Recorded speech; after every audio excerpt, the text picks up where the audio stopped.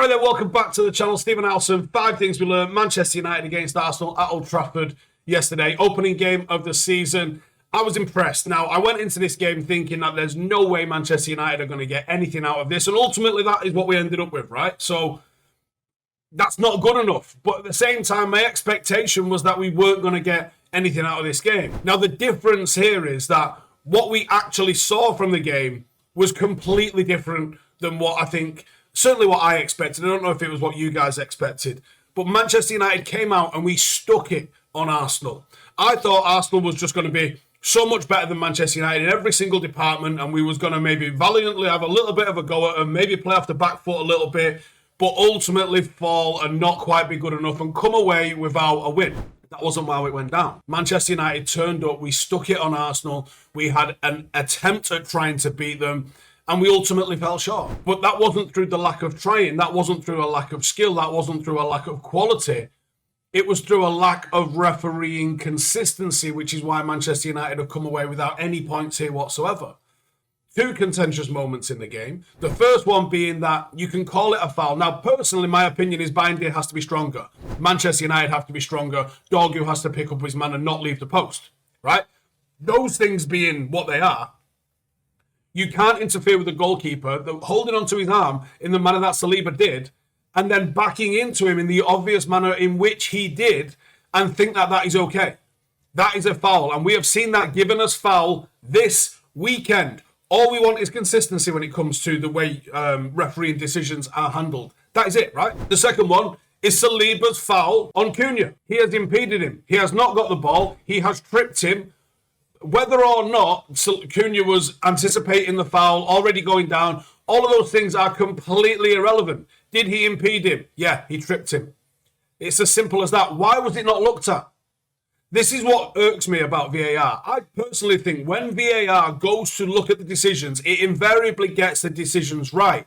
It is the decision to look at incidents. That's where I think VAR falls down, because some things get looked at, some things don't get looked at. And that makes no sense to me. Now, anyway, that wasn't one of the 5 things that we learned. However, number 1, Kuna and Bruno. Wow. Manchester United have signed Manchester United players for the first time in the longest time. Kuna was outstanding. That touch round the corner. Oh my. There was reminiscences of Cantona before the first game. And I was like, whoa, hold your horses. Now I'm going, yeah. Reminiscent of Cantona. The confidence, the arrogance, the immediate impact from him. It is reminiscent of Cantona. Now, can he have the same impact as Cantona on the pitch and then on the future generations of Manchester United academy players going through? I highly doubt it. I highly doubt we're about to win 4 out of 5 titles because Matheus Cunha's turned up. But this team needs a talisman. This team needs a creator. And it was an outstanding pair of debuts. It was maverick from Cunha, and it was dangerous from Mbeumo. Mbeumo looked like the most likely person to score. He looked like he was a constant in-behind threat. That little flick on that I spoke about when we was talking about what Cesco was going to bring to Manchester United, we saw it with Mason Mount. Now imagine all 6'5" of Benjamin Cesco winning those and directing them, because Mount won the header, he just didn't direct it into the right place for Mbeumo to run onto. It was a real difference and clash of qualities that both of them brought. It was exciting. It was front foot. And to be honest, the performance of those 2 players epitomised the Manchester United performance. Manchester United was a little bit chaotic, a little bit maverick. It was incredibly front foot. And it was a joy to watch. Those were the same. It's absolutely raised our levels. It's absolutely raised our levels in that forward line. And once we add Benjamin Cesco into the mix as well, oh, mate. Massive one to kick off the season, Manchester United versus Arsenal at Old Trafford. And I've been diving into the numbers on FOTMob, ready for getting into this game. It is the go-to football app used by over 20 million people, and it is packed with everything that you need on a match day. You're going to get live scores, you're going to get your XG, you're going to get momentum graphs so you can actually see where the game is swinging, which player ratings to show who's bossing it and who's having a stinker.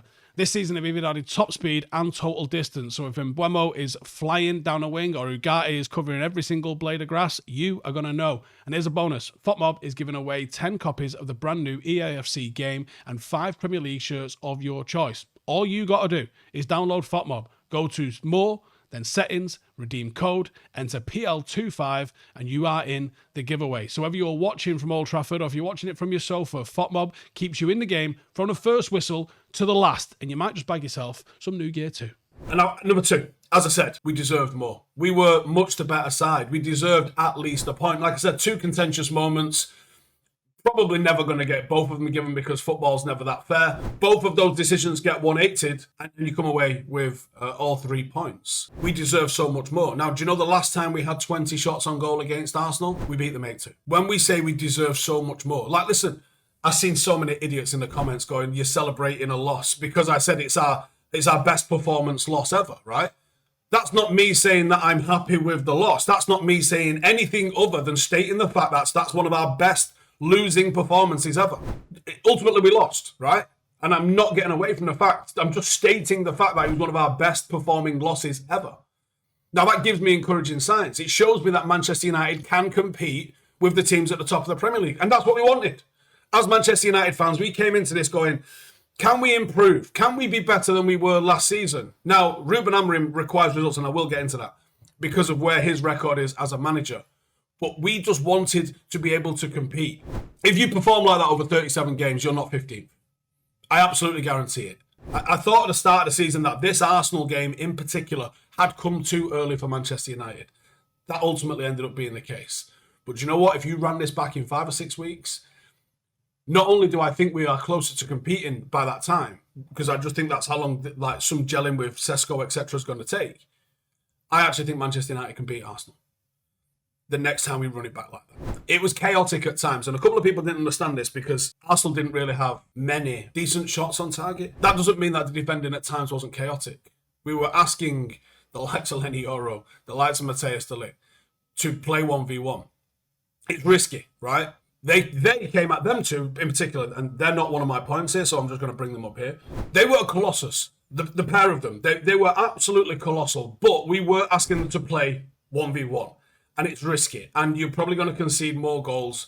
You know, I tweeted yesterday, and again, dumb people have a mad problem with outlying statistics.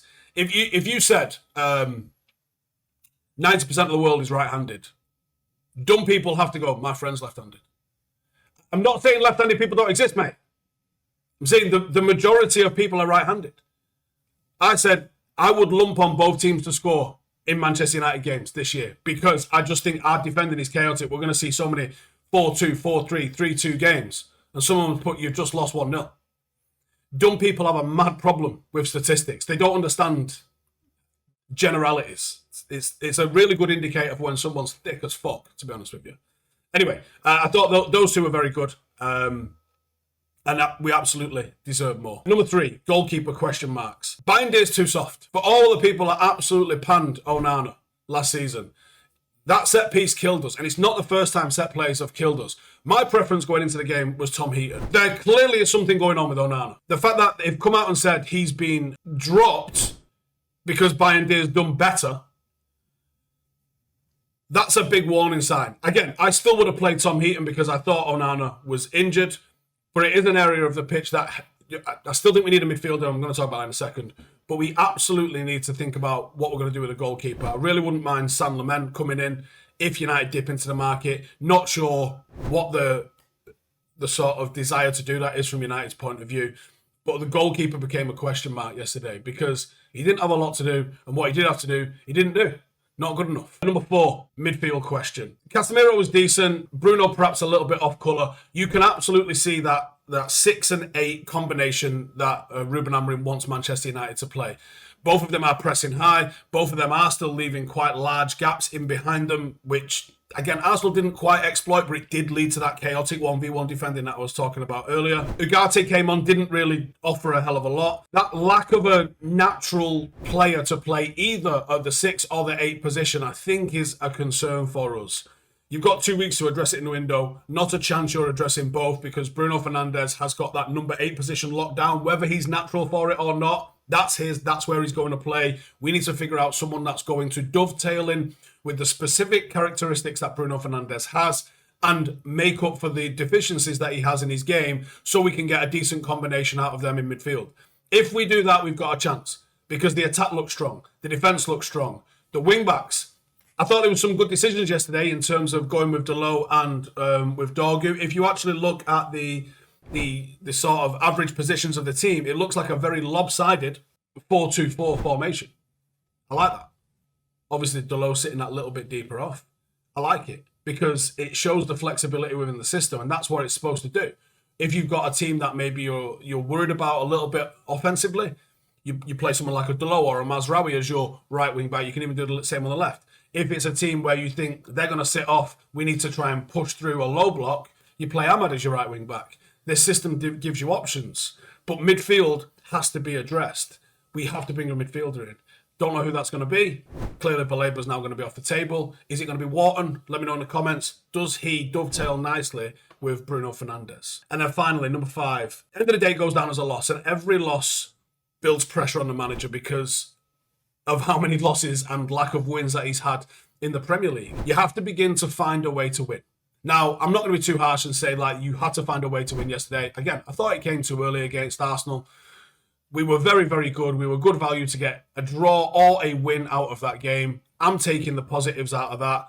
Plenty to build on. We got a whole week now before the next game. The league is unforgiving, but we were never going to win it. All we wanted to do is see progression, and a 10-place swing would be absolute progression. Manchester United, based on that performance yesterday, should be looking at top 6, no less, if we can maintain what we saw yesterday.